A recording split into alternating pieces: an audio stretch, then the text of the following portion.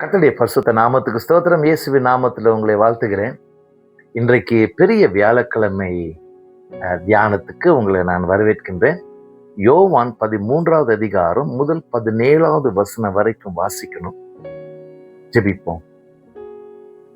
அன்புள்ள இயேசு சுவாமி, நம்மை ஸ்தோத்தரிக்கிறோம். 2000 ஆண்டுகளுக்கு முந்தி இந்த பெரிய வியாழக்கிழமையில நீர் செய்த அற்புதமான அதிசயமான ஒரு காரியம் இன்னுமாக எங்களோடு கூட இருக்கிறது. சீஷருடைய கால்களை கழுவினாமே, ஆச்சரியமா இருக்கு, அதிசயமா இருக்கு. இன்றைக்கு அதை குறித்து நாங்கள் தியானிக்கிற நேரத்துல பரிசுத்த ஆவியானவர் எங்களோடு கூட இடைப்பட்டு பாடத்தை கற்றுக்கொள்ள கிருபை தாங்க. இயேசுவின் நாமத்தில் ஜெபிக்கிறோம். ஆமென். பஸ்கா பண்டிகை மிகவும் முக்கியமான ஒரு யூத பண்டிகை. அது ஒரு குடும்ப பண்டிகை.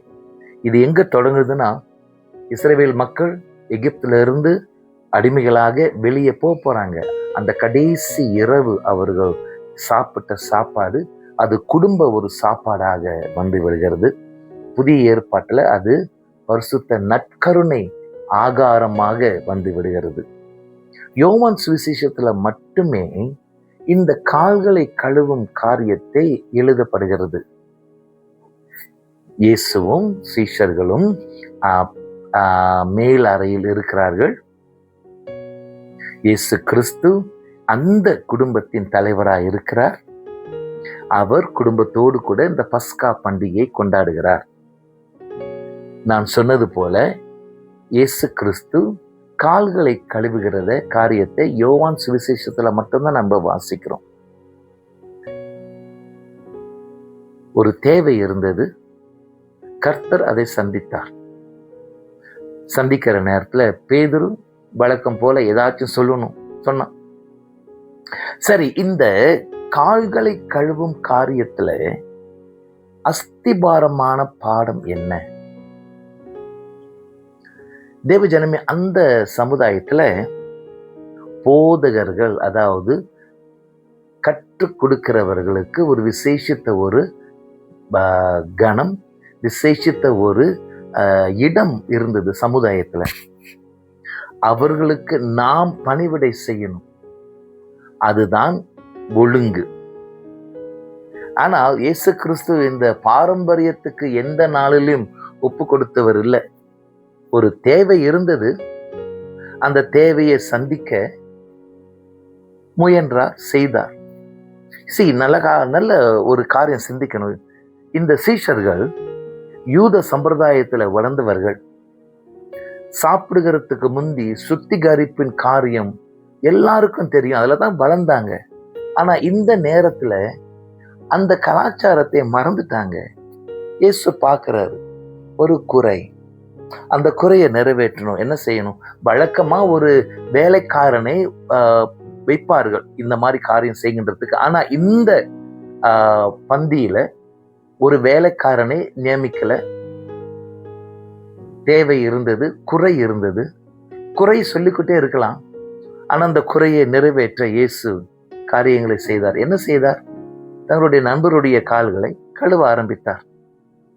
அவர் ஏந்திரிச்சாரு, சாப்பாடு இடத்துல இருந்து ஏந்திரிச்சாரு, தன்னை ஆயத்தப்படுத்தினாரு, செய்ய வேண்டிய காரியங்களை செய்தார். பெரிய ஒரு ப்ரொமோஷன் இல்லை, பெரிய ஒரு பட்டம் கொடுக்கல, இப்படி செஞ்சீங்களேன்னு எல்லாரும் அங்கீகரிக்கல. தேவை இருந்தது, இயேசு கிறிஸ்து அதை செய்தார்.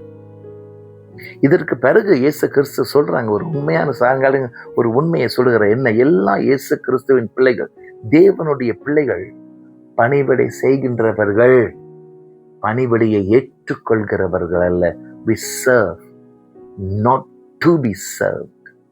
சில காரியத்தை நம்ம சிந்திப்போம். ஐயா சமுதாயத்துல, அம்மா சமுதாயத்துல எனக்கு இப்படிப்பட்ட தரன் இருக்கு, இப்படிப்பட்ட ஒரு ஒரு சூழ்நிலை இருக்கிறேன், எனக்கு மக்கள் பணிவிடை செய்ய வேண்டும் சொல்றவர் இருக்காங்க, இருக்கட்டும். ஆனாலும் பவுல் அப்போஸ்தலன் பிலிப்பியருக்கு எழுதின கடிதத்தில் 2ஆம் அதிகாரம் 4வது வசனத்துல ஒரு அருமையான ஒரு காரியத்தை பார்க்கிறோம். எதையும்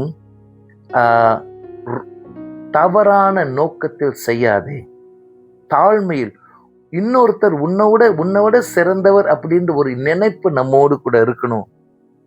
நாம் நம்முடைய காரியத்தை மட்டும் பார்க்கிறவர்கள் அல்ல, மற்றவருடைய தேவைகளையும் பார்க்க வேண்டும் என்ற ஒரு கட்டளை கிறிஸ்தவர்களுக்கு உண்டு. இது கடினமான ஒரு பாடம்.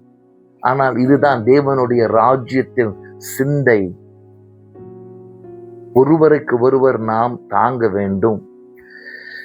தேவை ஏதாச்சும் பக்கத்துல, நீங்க இருக்கிற இடத்துல தேவை ஒண்ணு இருக்கா, காத்திருக்காதீங்க, செய்யுங்க.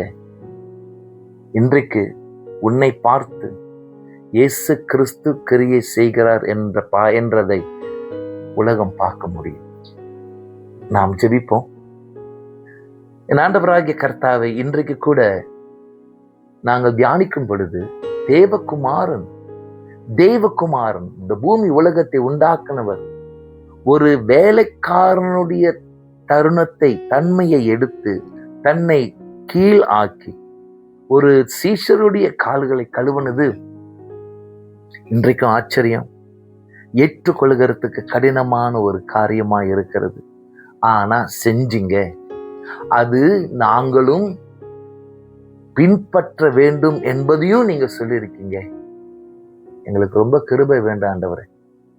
மற்றவருடைய தேவைகளை சந்திக்கிறதுக்கு ஒரு விசேஷ பக்குவம் உம்முடைய கிருபை இருந்தால்தான் வர முடியும். உதவி செய்யுங்க ஆண்டவரே. எங்களுடைய சமுதாயத்தில் தேவை இருக்கும் பொழுது நாங்கள் அந்த தேவைகளை சந்திக்க விசேஷ ஒரு அழைப்பு இல்லை, விசேஷத்து ஒரு அங்கீகாரம் இல்லை. அதெல்லாம் தவிர்த்துட்டு தேவையை சந்தித்து வர கிருபை தாங்க. அது நிமித்தம் இயேசு கிறிஸ்துவை பிரதிபலிக்கிற பிள்ளைகளாய் எங்களை உபயோகிக்க நாங்கள் ஜெபிக்கிறோம். இயேசுவின் நாமத்தில் ஜெபிக்கிறோம் தகப்பனே. ஆமென்.